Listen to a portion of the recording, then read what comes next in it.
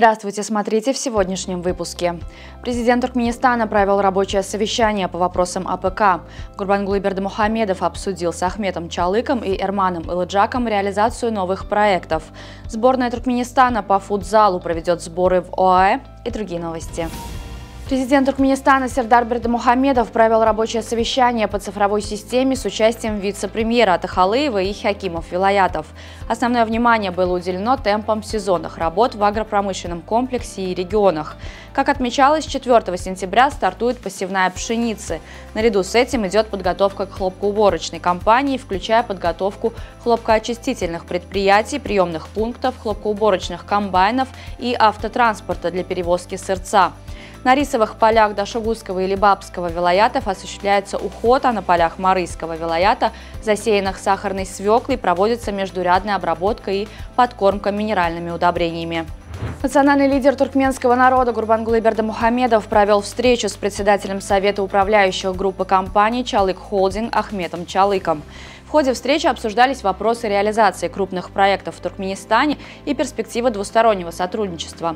Ахмет Чалык выразил искреннюю признательность за предоставленные возможности и подчеркнул, что успехи Туркменистана стали возможны благодаря инициативам президента Сердара Бердымухамедова и национального лидера Гурбангулы Бердымухамедова.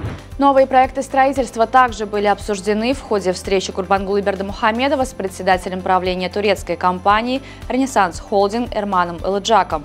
Турецкий бизнесмен продемонстрировал проекты строительства в беломраморном Ашхабаде комплекса зданий нового современного торгового центра. Ознакомившись с представленными проектами, национальный лидер туркменского народа подчеркнул, что при возведении зданий социального назначения важным требованием выступает гармоничное сочетание национальных традиций и современных тенденций, а также высокое качество работ. При реализации запланированных проектов следует учитывать природные особенности местности, строго соблюдать экологические нормы и международные стандарты. Глава Республики Татарстан Рустам Минниханов поделился новой фотографией своего верного четвероногого друга, туркменского алабая по кличке Агдост. На снимке пес лежит на песчаном берегу.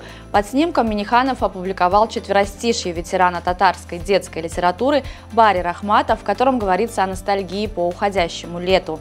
Агдост был подарен Минниханову президентом Международной ассоциации ахалтекинского конного спорта и Международной ассоциации туркменские алабаи Сердаром Бердымухамедовым в 2021 году. Тогда пес был еще щенком, а сегодня вырос в настоящего красавца алабая.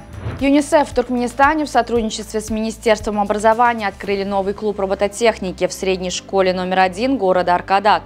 Клуб создан с целью вдохновить учащихся на изучение предметов по науке, технологиям, инженерии, искусству и математике посредством практического обучения и стать образцом для подражания в других школах. Клуб полностью оборудован для одновременного обучения 12 школьников.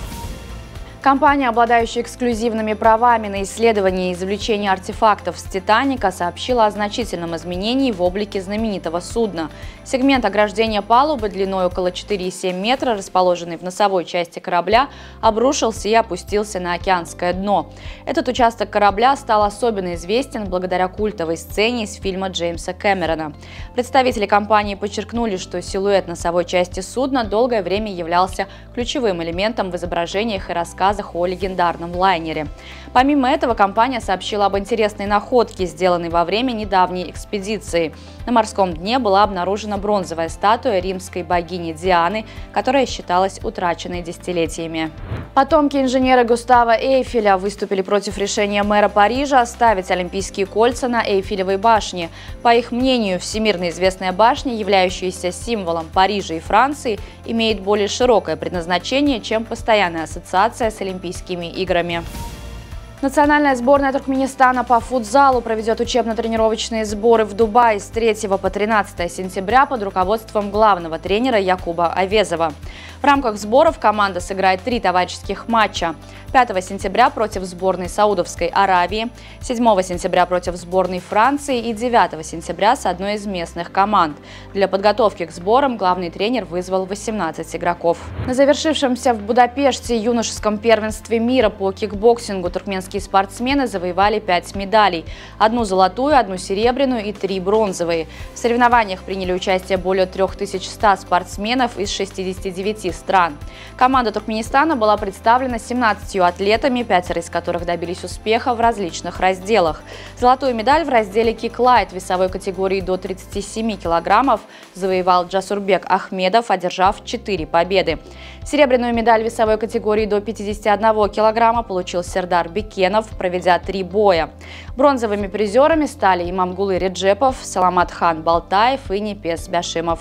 На сегодня это все. Желаю вам хорошего завершения дня. Увидимся завтра. И не забывайте, что Туркменпортал – ваш самый надежный источник новостей.